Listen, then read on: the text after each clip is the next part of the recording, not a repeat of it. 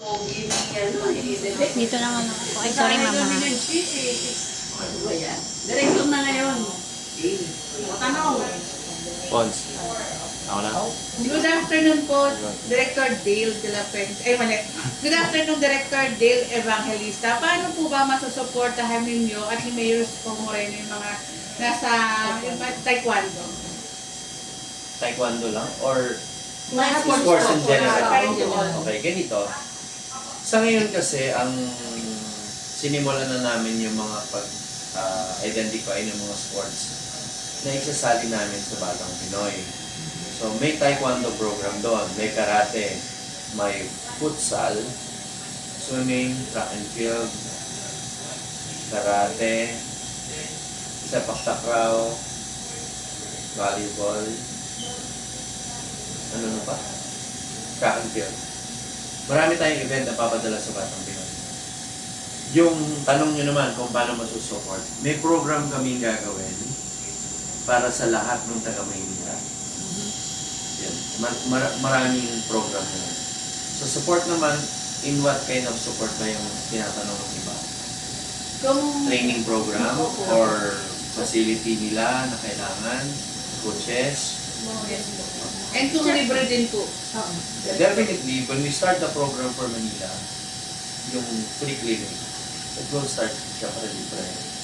Tapos lahat ng facility na meron tayo, i-identify namin kung ano yung maayos. Yun yung sport na ilalagay namin sa facility na yun. Example, sa Bitas. Ano ba yung available sa Bitas? Swimming pool, maayos. Yung taas, hindi ko pa nabalikan. Titingnan ko ulit kung okay yung yung function room. Kasi dati doon nagta-taekwondo kung maalala mo. O, tapos yung Andalusia, naikutan ko na yun. Maayos yung swimming pool nun, maayos yung basketball court, tapos merong pwedeng judo area doon sa taekwondo. O, doon sa isang venue naman sa Dapitan, napuntahan ko na rin yun. Maganda ang basketball court, okay yung swimming pool. So pwedeng maraming sport na makapagsimula doon. Director, ganito po. Tanong ko lang, kung ganyan yung mga programang gusto ninyo, paano siyang malalaman? Ibababa ba yan sa barangay o sa school or through ads? Paano bang malalaman yan? Ganito. Pagka kasi galing sa Manila Sports Council yung program, binababa namin. Gawa kami ng program. I-endorse namin kay OMA. Si boss naman, i-approve. Ang target, padala natin sa Barangay Bureau. Si Barangay Bureau, i-disseminate naman sa lahat ng barangay for registration. Or, kung kami naman, ang target naman namin, yung schools, ang coordination naman namin sa SDO. Ganon yun. Ganon na magiging dissemination. Tapos, ipopost yan ni Yorme sa kanyang Facebook page. Kami rin sa Manila Sports Council, magpo-post din kami. Para alam ng lahat kung ano talaga yung nangyayari. Like what we're doing now. Pinakikita namin kung sino yung mga magre-represent. Mamaya, 2:30, kung sasama kayo, meron ngayon na gymnast. Makita nyo kung ano ang ginagawa ng mga bata in preparation for Batang Pinoy. Batang Pinoy is in General Santos. Director, matanong ko lang, mga ilang taon po ba pwedeng mga sumali po sa mga sports po? For sports camp, we can start at 7 years old. 7 years old, pataas.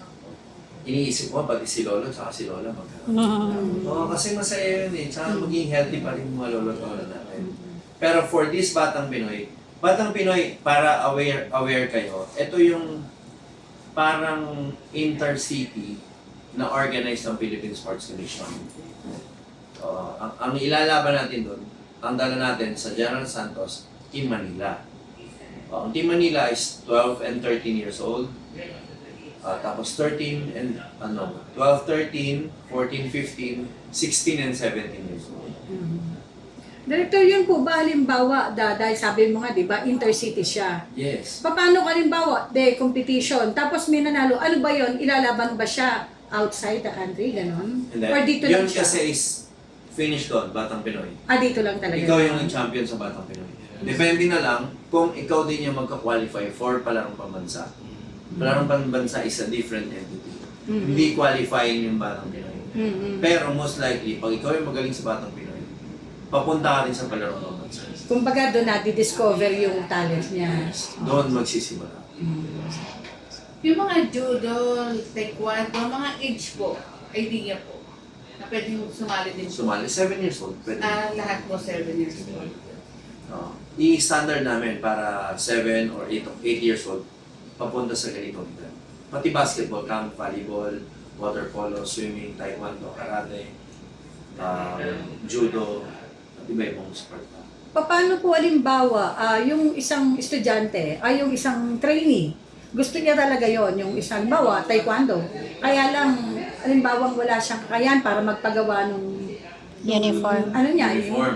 yung robe niya, robe ba tawag dyan? Yung ganon. Paano kaya yan?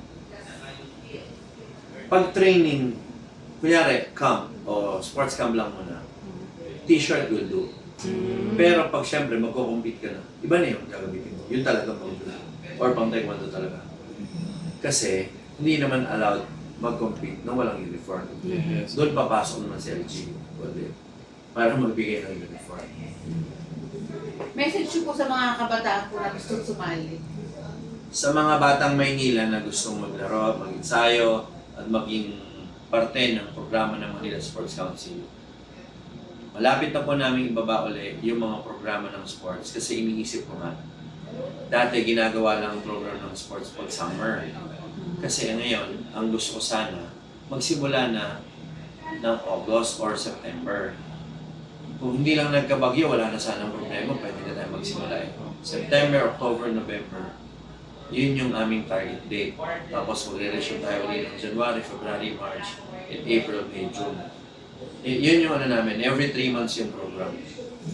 Message niyo po sa mga magulang din po na yung mga ayaw po ng mga hikayatin yung mga anak nila pero gusto nilang sumali ng mga bata po. Ayaw ng mga bata. Ayaw ng mga magulang isali yung mga anak pero Pero yung gusto mga ng anak mga anak na gusto. sumali po. Sa mga magulang naman na ayaw nyo paglaruin o pag-sports. Supportahan po yung mga anak. Siguro, palitan natin yung mindset natin. Kasi ako po yung taga-tuto, batang tondo.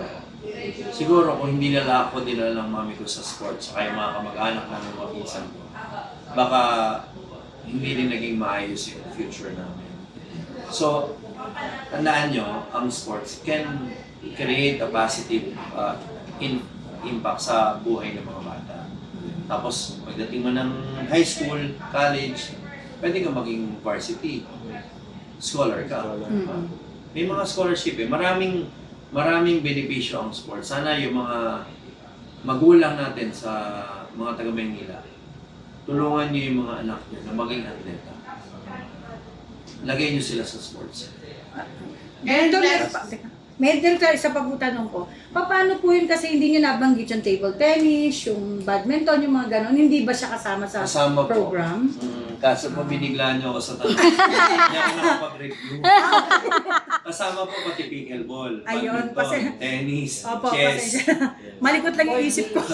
Pati board games. Ayun. Actually, yung board games, iniisip ko siya yung may ball na ako rito, pati sandball, para sa mga lolo't lola. Kasi hagis mo lang ganyan, chess ka lang, dama.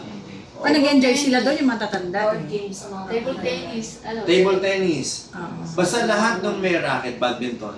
Sa, Lahat actually, may sa mga equipment na kami dyan for senior citizens. Wow. Siyempre, nakikipag-partner din ako sa Youth Bureau, sa seniors, para lahat naman maging active. Kasi, katulad kayo, di ba, gusto niya rin naman nag-sports, diba? Pag-hikayat po sa ating mga senior din speaking. Nay, tay! Siguro ito na yung panahon para maging active tayo ulit. At simulan natin na maglaro, maging masaya. Kasi pagka mas active ka, mas less yung chance mo magkaroon ng mga sakit. Yes. Mababawasan yung pagbibili ng losartan, bibili ng amlodipine. Tsaka yung Alzheimer's. Oo, magiging mas active ka, mas magiging productive tayo. Yes, sir. Director, Director, share niyo naman po yung journey niyo bilang athlete, especially sa swimming kasi lumalaban po kayo ng Yeah. international. Hindi ako nakapag-review dyan. Kasi ganito, no, bata ako as an athlete, swimmer ako. I started swimming dito sa YMCA Manila. Tapos nung nag-iba yan, nalipat kami sa Tondo Sports Complex. Kaya alam ko talaga yung pakiramdam ng mga bata nag-i-insight sa mga complex. Tondo Sports Complex, Dapitan Sports Complex, yan yung mga pinag-iinsayuhan namin. Ano pa kami, para makapunta sa Dapitan kasi galing Tondo 3 sakay. Kailangan mo magkandungan ng 3 beses.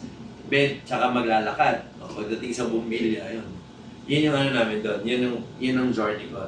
Hanggang sa maging varsity ako ng swimming sa Mapuha. Varsity ako ng swimming sa Perpetual. Then nag-national team na. From the national team, simula 18 years old hanggang 38 years old. So 21 years ako naging national player. 11 Southeast Asian Games. Ano po yung pinaglabanan niyo? Sino yung, I mean, sa ibang bansa? Ano yung... Anong bansa? Uh, Ako. Sana chilat mo ako kanina. Review ako. Marami na. Malaysia, Vietnam, Thailand, Singapore, Nabi. Laos, Cambodia, Australia, China, Europe. Halos nalibot ko yung buong mundo. Wow. Para sa sports. Yun pala yung benefit talaga nung ano, no? Isa sa benefit na, Yes. nung mahilig sa sports. Player. Hindi siya lang mahilig. Talagang dugo at pawis. Oo. Kasi pag naglalaro-laro ka lang, yun yung mahilig ka lang. Pero pag umabot ka na dun sa national team, iba yung Dedication. Iba yung mindset mo. Hindi siya basta lang ano. Kasi una may puhunan na ang gobyerno sa'yo. Pinag-iinsayo ka na, dinadala ka na sa ibang bansa para mag-ensayo, mag-aral doon. So, iba yung national athlete. Iba yung dadanasin mo talaga. Parang direct go for the road. Always. Always yun.